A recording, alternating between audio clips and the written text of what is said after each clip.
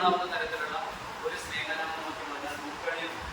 ജില്ലാ പഞ്ചായത്ത് പ്രസിഡന്റ് നമ്മുടെ ഒരു 10 കേന്ദ്രങ്ങളിലേക്ക് 10 ലക്ഷം രൂപ നമ്മുടെ KCAയുമായി ചേർന്ന് ആ പ്രവർത്തനം നടത്താൻ ആ രീതിയിലൊരു മൂവ്മെന്റ് നടത്താൻ വേണ്ടി വ്യക്തമായ രീതിയിൽ നവകേരളം മാലിന്യമുക്ത നവകേരളം പദ്ധതിയിലേക്ക് എടുക്കുന്നതിന് വേണ്ടി ആസൂത്രണം ചെയ്യുന്നത് നമ്മുടെ സംസ്ഥാനത്തൊട്ടാകെ മുഴുവൻ വിദ്യാലയങ്ങളിലും അതേപോലെ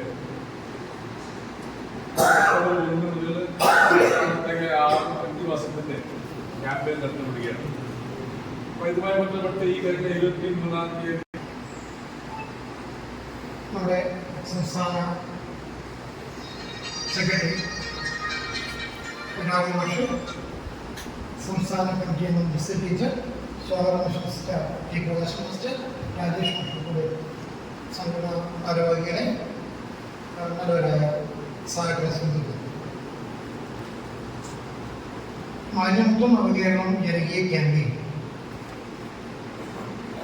ഒക്ടോബർ 2-ന് അത് മലയാളവും അടിസ്ഥാന ശാസ്ത്രവും എല്ലാം തന്നെ നന്നായിട്ട് വായിക്കാൻ ഭാഗ്യം കിട്ടിയ അവസരമെടുക്കും. നമുക്കതിനകത്ത് എവിടെയാണ് ശുചിത്വത്തിൻ്റെ കണ്ടന്റ് കൊടുക്കാൻ പറ്റുക? അപ്പോൾ ആ പാഠഭാഗം വെച്ചുകൊണ്ട് ആ പാഠഭാഗത്തിൽ ഇന്ന കളിയിലൂടെ ഇത് പഠിപ്പിക്കാം, അല്ലെങ്കിൽ ഇന്ന കണ്ടന്റ് വേണം, അഡീഷണലായിട്ട് അധ്യാപകന് ഇന്ന വിഷയം കൊടുത്തു കഴിഞ്ഞാൽ ഇന്ന കാര്യം കിട്ടിയാൽ ഒരു ഹാൻഡ് ബുക്ക് പോലെ ശുചിത്വ വിഷയം നേതൃത്വത്തിൽ അങ്ങനെ പുസ്തകമാണ്. അതിന് പറ്റുന്ന രൂപത്തിലുള്ള ഹാൻഡ് ബുക്ക് ഇറക്കി ആ ഹാൻഡ് ബുക്ക് ഉപയോഗപ്പെടുത്തിക്കൊണ്ട് കുട്ടികളുടെ പരിശീലനം നടത്തി അങ്ങനെ കുറേയേറെ പ്രവർത്തനം അതുമായിട്ട് ബന്ധപ്പെടുത്തി മുന്നോട്ട് കൊണ്ടിരുന്നു. ഹരിത വിദ്യാലയ ശുചിത്വ വിദ്യാലയം എന്നുള്ളതാണ് ആ കൺസെപ്റ്റ് കൊണ്ടുവരുന്നത്. അതിനുശേഷം നമ്മൾ 2023 ജനുവരി മാസത്തിൽ മത്സ്യങ്ങൾ മുക്ത നാട് എന്ന രൂപത്തിലുള്ള ഒരു ക്യാമ്പയിൻ കൊണ്ടുവന്നു. വിദ്യാലയം മാലിന്യമുക്തമാണ്. വിദ്യാലയം മാലിന്യമുക്തമാകുക എന്ന് പറഞ്ഞാൽ അവിടത്തേക്ക് വലിച്ചെറിയുന്ന ഒരു സ്വഭാവം ഇല്ലെന്ന്. ആ വിദ്യാലയത്തിലെ അവിടെ നിന്നുണ്ടാകുന്ന ജൈവമാലിന്യമെല്ലാം സംസ്കരിക്കാനുള്ള സംവിധാനം ഉണ്ടാകും. അതിന് ജൈവമാലിന്യം സംസ്കരിക്കാൻ വേണ്ടി കമ്പോസ്റ്റ് കിറ്റുകളാകാം, തുമ്പൂർ കുഴി സംവിധാനങ്ങളാകാം, അതല്ലെങ്കിൽ നിങ്ങൾക്കറിയാം റിൻ കമ്പോസ്റ്റ് സംവിധാനമാകാം, മണ്ണിര കമ്പോസ്റ്റ് ആകാം, ബയോഗ്യാസ് പ്ലാന്റുകളാകാം. ഇതൊക്കെ നമ്മുടെ ജില്ലയിൽ പല ഭാഗങ്ങളിൽ പല രീതിയിൽ നടപ്പാക്കുന്നുണ്ട്. കുറേ സ്ഥലങ്ങൾ ചെയ്യുന്നത് പന്നി കർഷകർക്ക് കൊടുക്കുകയും അങ്ങനെയാകാം. എന്തായാലും ഞാൻ പറഞ്ഞ 3 വാക്ക് നിങ്ങൾ മനസ്സിലെപ്പോഴും ഉണ്ടാകണം. സമ്പൂർണ്ണമാകണം ചെയ്യുന്ന പ്രവൃത്തി. സമ്പൂർണ്ണമാകണം എന്ന് പറയുന്നത് അവിടുത്തെ കുറച്ച് ഇങ്ങനെ കൊടുത്തിട്ടുണ്ട്, ബാക്കി നമ്മൾ ഇങ്ങനെ ചെയ്തിട്ടുണ്ട് എന്നുള്ളതല്ല.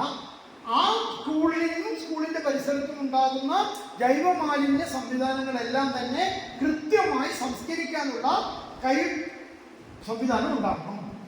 അത് ഈ പറഞ്ഞ ഏത് വഴി എടുക്കാം. വിശദാംശങ്ങൾ ആവശ്യമാണെന്ന് ചോദിച്ചാൽ പറഞ്ഞത് നമുക്ക് തദ്ദേശഭരണ സ്ഥാപനങ്ങളോട് നമുക്ക് ആവശ്യമായ പിന്തുണ നൽകണമെന്ന് പറയുന്നുണ്ട്. അത് ജില്ലാ പഞ്ചായത്തോ ബ്ലോക്ക് പഞ്ചായത്തോ ഗ്രാമപഞ്ചായത്തോ നഗരസഭക്കോ ഒക്കെ ചെയ്യാം. അതിനി എയ്ഡഡ് സ്കൂളിലും വേണമെങ്കിൽ ഈ പറഞ്ഞ സ്ഥാപനങ്ങൾക്ക് ചെയ്യുന്നതിന് തടസ്സമൊന്നുമില്ല.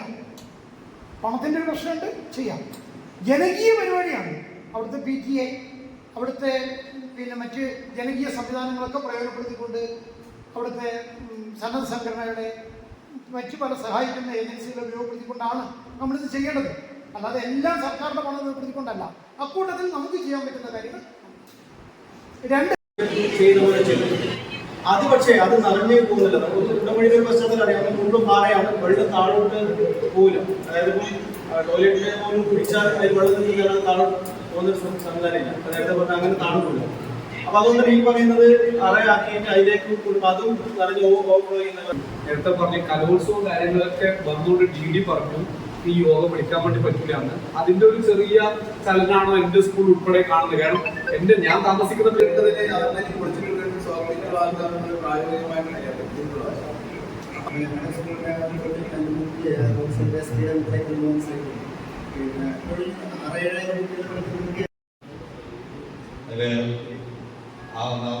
ഓഫീസ് പറഞ്ഞുകൊണ്ടേ ഇരിക്കേണ്ടത് ഭൂമുഖത്ത് മാലിന്യം ഉണ്ടാക്കുന്നത് മനുഷ്യനെന്നൊരു ജീവി മാത്രമാണ്. ഒരു ജീവി ഭൂമുഖത്ത് മാലിന്യം ഉണ്ടാക്കുന്നത്. അപ്പൊ ആ മാലിന്യം നീക്കം ചെയ്യാൻ ഉത്തരവാദിത്വം നാം ഓരോരുത്തർ കാണുക എന്നുള്ള ഒരു ബോധം നമ്മളിൽ ഉണ്ടാക്കുക എന്നത് തന്നെയാണ് ടോയ്ലറ്റ് തുറക്കേണ്ടത്.